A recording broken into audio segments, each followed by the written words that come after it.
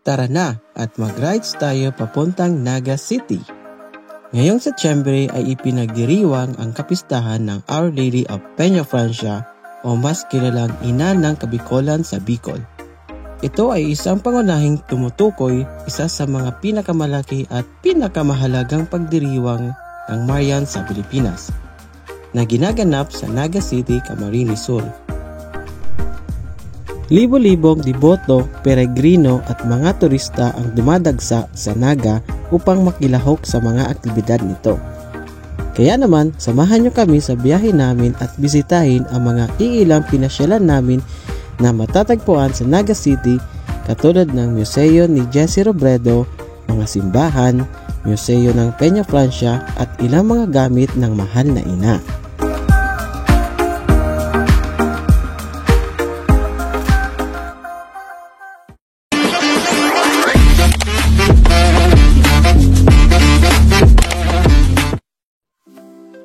So, pasado alas 5 na ng umaga kami nakaalis.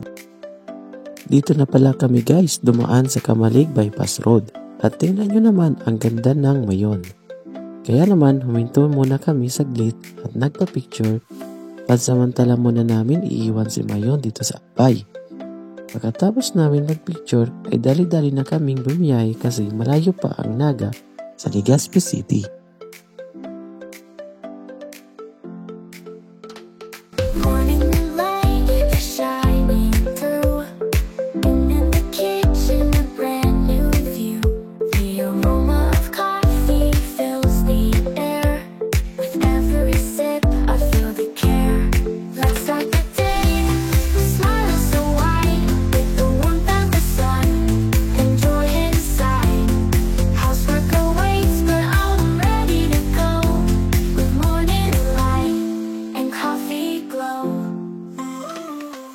Pasado alas 8 na nga kami guys nakarating sa Naga City, kaya naman diretso na kami agad sa museo. Ang museo ni Jessie Robredo sa Naga City na idinisenyo upang maging isang governance museum na nagpaparangal sa buhay at pamana ng dating kalihim ng DILG at alkalde. Ngayon itong magbigay inspirasyon sa mga Pilipino sa pamamagitan ng tapat at epektibong pamamahala na isinulong ni Robredo. Sa loob ng museum, matatagpuan ang iba't ibang exhibit at koleksyon na naglalahad ng kanyang kwento bilang isang public servant. Ito ang gallery na nagtatalakay sa simula ni Jessie Robredo. Simula ng kanyang pagkabata, pamilya, pag-aaral, pati na rin ang unang karanasan niya bago pa man siya naging leader pampubliko. Dito sa gallery 2 naman, ito ay tinawag na Tsinelas Leadership. Ito ay tumutukoy sa kanyang buhay sa serbisyo publiko, mga inobasyon sa good governance at ang kanyang panunungkulan sa Naga City at DILG. Dito niyo rin pala makikita ang mga personal na gamit ni Jessie Robredo, kabilang na ang kanyang tsinelas na simbolo ng kanyang simpleng pamumuhay at tinaguriang Tsinelas Leadership na malapit sa ordinaryong mamamayan. Makikita rin ang kanyang mga uniforme bilang alkalde ng Naga at kalihim ng DILG. Ito naman ang tinatawag na In the Hearts of the People. Nagpapakita ng mga testimonya at saloobin ng mga taong nakasalamuha niya mula sa pamilya hanggang sa mga ordinaryong nagawenyo. Mayroon ding stationary bicycle na nakaharap sa isang video screen na nagbibigay daan sa mga bibisita na magkaroon ng virtual tour ng Naga. Sa gallery na ito ay interactive na kung saan ang mga bibisita ay hinihikayat na sumulat ng liham sa isang iPad at ipadala ang mga ito sa isang tao gamit ang doodle mula sa isang app. Ang mga doodle na ginamit sa app ay magmula sa mga guhit ni Robredo sa kanyang mga liham sa kanyang anak na si Aika. Sa huling gallery sa museo ni Jessie Robredo ay pinamagatang The Robredo Legacy o ang pamana ni Robredo. Dito nakatuon ang museo sa pangmatagalang epekto at kahalagahan ng buhay at pamumuno ni Jessie Robredo. Nilalayo nitong ipakita kung paano patuloy na nabubuhay ang kanyang mga prinsipyo kahit wala na siya. Sa kanang bahagi, may mapa na nagpapakita ng ruta ng eroplano mula Cebu hanggang Naga at ang lugar kung saan bumagsak ito noong August 18, 2012. Sa ikalawang bahagi, nakalagay ang mga mahahalagang pangyayari matapos ang pagbagsak ng eroplano at ang gamit na nakuha mula rito. At makikita rin ang hugis tatsulok ng watawat ng Pilipinas na inilagay sa taas ng kabaong ni Jesse Robredo. Nakatala rin dito ang mga parangal na iginawad sa kanya tulad ng Quezon Service Cross at ang Philippine Legion of Honor Award. Gayon din ang mga lugar na daan na ipinangalan sa kanya bilang pagkilala sa kanyang serbisyo. Makikita sa museo ang iba't ibang larawan at memorabilia na nagdodokumento sa kanyang mga tagumpay, mga proyektong isinulong at ang mahalagang sandali sa kanyang buhay.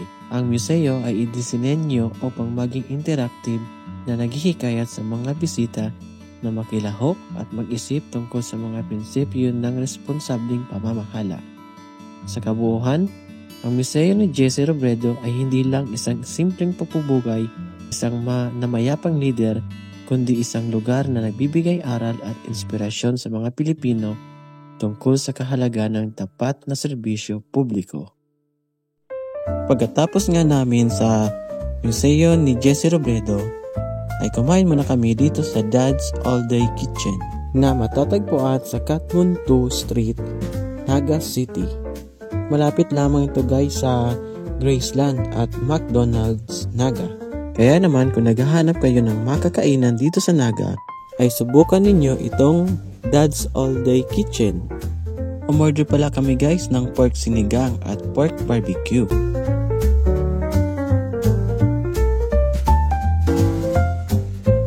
Pagkatapos namin kumain, ay dumiretso na kami agad dito sa Naga Metropolitan Cathedral, na kung saan dito mo makikita ang Porta Mariae. Ito ay isang malaking arko na nagsisilbing simbolo ng debosyon. Itinayo ito upang ipagdiwang ang ika-300 taong debosyon ng mga tao sa Our Lady of Peñafrancia. Ang katedral na ito ay may napakahalagang papel sa Inang Peñafrancia dahil ito ang unang destinasyon ng imahe ng Our Lady of Peñafrancia at ng Divino Rostro. Pangalawa, dito rin idinaraos ang 9 na araw na novena at dinadaluhan ng milyon-milyong deboto. At ang panghuli, bago ang fluvial procession, dito muna ibinabalik ang imahe ng Birhen na magsisimula ng kanyang paglalakbay sa Naga River. Sa kabuuan, ang Naga Metropolitan Cathedral ay higit pa sa isang lumang simbahan. Ito ay isang simbolo ng pananampalataya at kultura na nagsisilbing puso ng komunidad sa Naga. Sunod naming pinuntahan ay itong Our Lady of Peñafrancia Shrine. Dahil mahalaga rin itong shrine, dahil ito rin ang huling hantungan ng mga mahahalagang prosesyon sa pista ng Peñafrancia. Sa fluvial procession na nangyayari sa huling araw ng pista, ang imahe ng ina ay muling ibinabalik sa shrine matapos ang kanyang paglalakbay sa Naga River. Ito ay simbolo ng kanyang pagbabalik sa kanyang tahanan. When we feel so worried, God is here to hold us. Fear can't stand before Him. He is making new ways. Through the stormy weather, God keeps us together. He is our strong tower. He is making new ways. God makes a way. Hey, hey. Sa di kalayo ay makikita naman ang Our Lady of Peñafrancia Museum. Dito nyo makikita sa museum ang mga gamit na korona na ginamit sa iba't ibang okasyon ng pagdiriwang para sa Our Lady of Peñafrancia. At dito nyo rin makikita ang dioramas o mga eksena na nagpapakita ng kasaysayan ng debosyon sa Our Lady of Peñafrancia mula sa paghahanap ni Simon Roland ng imahen hanggang sa paglaganap ng debosyon sa Nueva Cáceres. At higit sa lahat, kabilang niyong makikita sa loob ng museo na ginamit sa Our Lady of Peñafrancia. Jesus, give me strength to face each day. Help me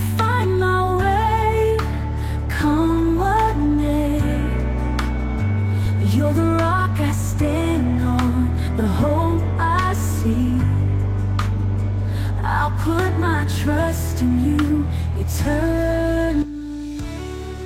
Ang mga mantos na ito ay higit pa sa simpleng kasuotan. Ito ay isang mahalagang simbolo ng debosyon at paggalang. Kinakatawan nito ang karangalan at kabanalan ni Birheng Maria.